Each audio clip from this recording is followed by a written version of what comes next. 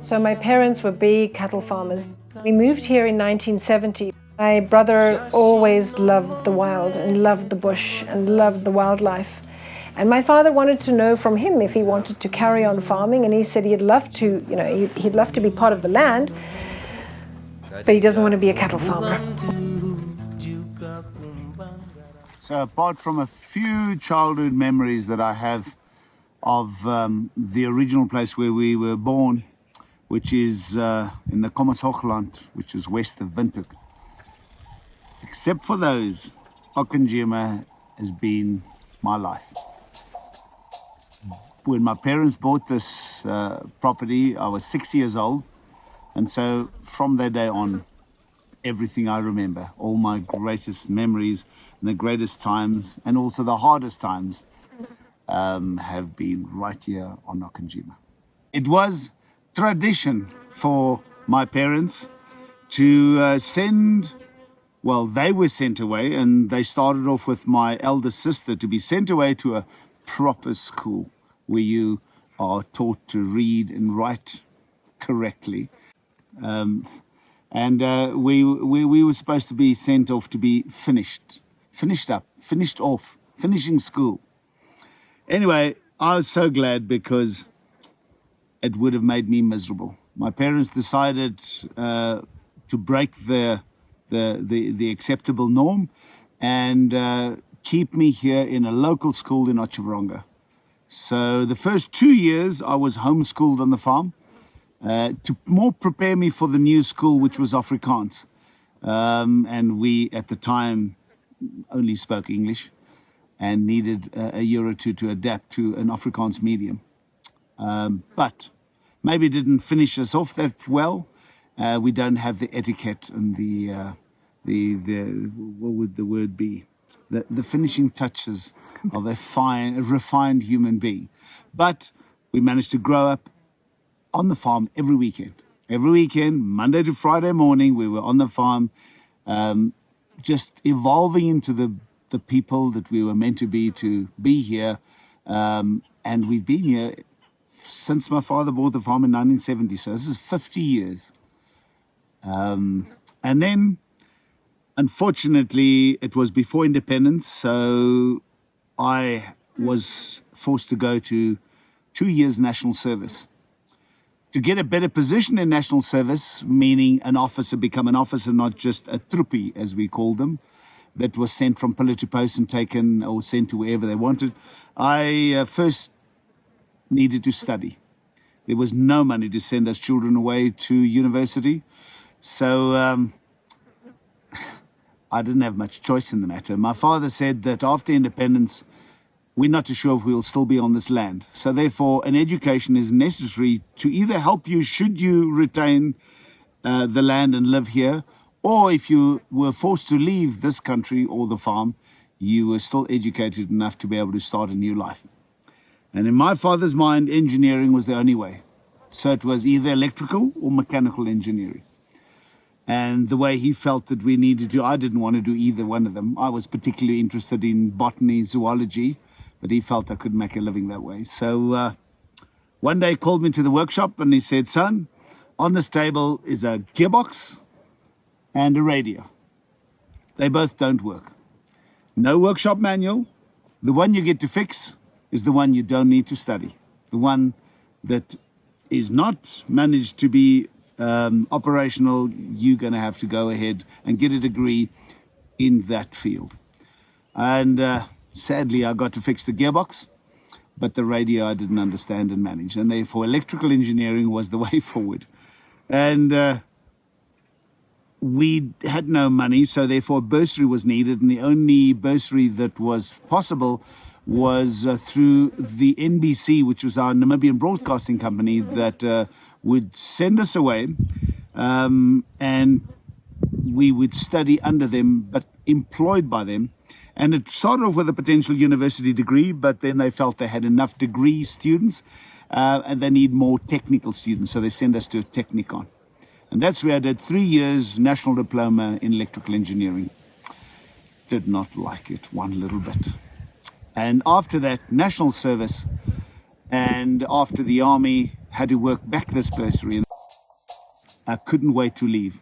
I did not manage to work back my bursary in totality, so the money I saved during the 2 years national service, after 9 months, took every cent, paid back my bursary, and in September of '88, started my life on Okonjima, working for my father until finally I was able to buy the property from him where he retired, and we started our dream with all my siblings to turn this into the sanctuary which it is today. I don't really have a hobby. A hobby as I see it, is somebody after work goes into their little workshop and builds something, draws something, sketches something, paints something, does something where they switch off and they're in the moment. If I had to look at something closest to a hobby, would be, to me, walking in the woods. Just to be able to get off a vehicle or leave from home and just go for a walk in the veld, in the bushveld. To be at one with nature, and a specific part of that walking is following tracks. Yeah, tracking is like reading the morning newspaper.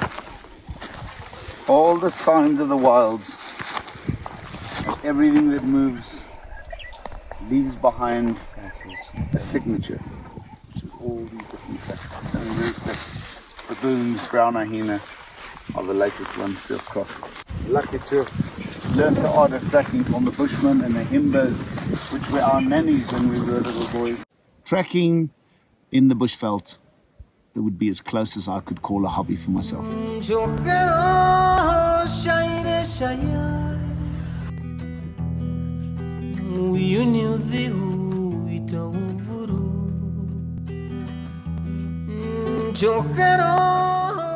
Okay, well, this is what we call the big tree.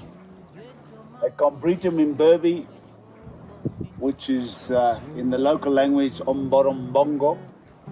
And this was a place that when my parents came here to potentially look at this as a site to resettle from the south. And they got to this spot. And this is one of the favorite places where I saw a smile on my father's face saying, this is it. It was the water that attracted him and these big trees along this riverbed. And ever since that childhood memory of my parents being happy to have finally found the place, it's resonated with all us children. So on a regular basis, when we wanted to go out for a braai, we would come to the big tree as a child. And even to this day, it's one of my favorite places. Last year we had an old elephant bull that managed to break through our electric fence and come into the park for about a month.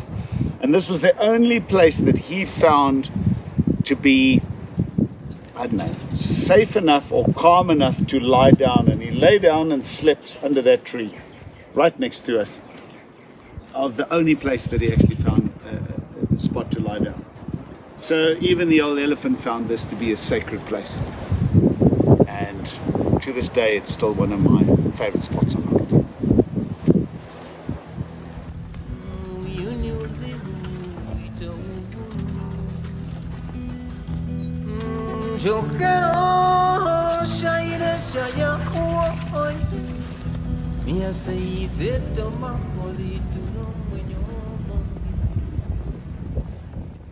Favorite memories.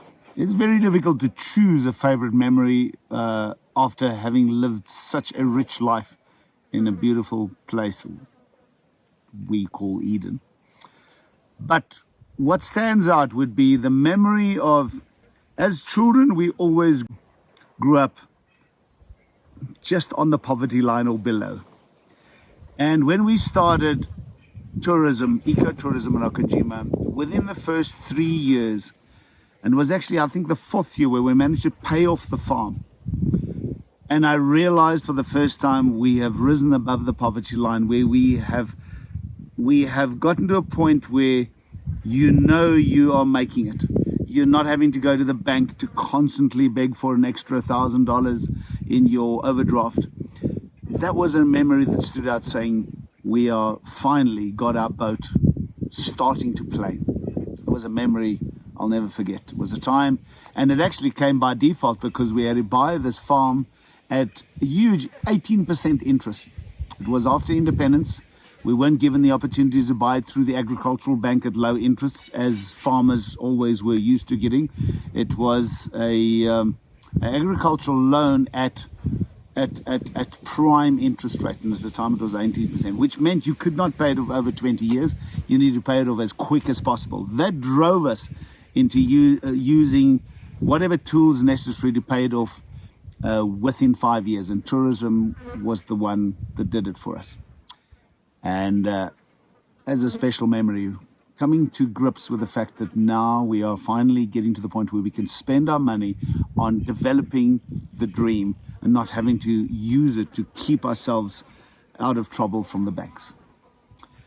The next great memory that stands out is I've always wanted to live in a nature reserve. And the sad part of wanting to live in a nature reserve without fences and boundaries became a reality after about a decade of trying to work with our neighbors to see if we could do this as a community. And finally, once I'd made peace with the fact that I needed to put up a fence to protect the fauna and flora of this reserve, once that fence was up and the animals were introduced into it, and we went for our first drives and we saw animals that once roamed these plains or this bushveld or these riverbeds, and we introduced the giraffe and the wildebeest. And even when we introduced the later species like ostrich and springbok, those are great memories. It was bringing back a child. It was making a reality of a childhood dream of living in a game reserve. Life in general, I see myself and my family as being given this gift by Mother Nature, the gift of being able to live a rich life with so many variables, and every day is a challenge, but a different challenge. There's no monotony. Boredom was never even a word in our vocabulary. And so life in general in Okonjima has been amazing.